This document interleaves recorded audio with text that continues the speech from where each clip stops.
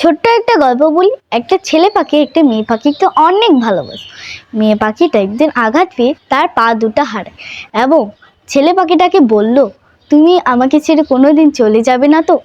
ছেলে পাখিটা ইচ্ছাকৃতভাবে তার ডানা ভেঙে দিল এবং বলল, এইবার চাইলেও আমি তোমাকে ছেড়ে কোনোদিন যেতে পারবো না।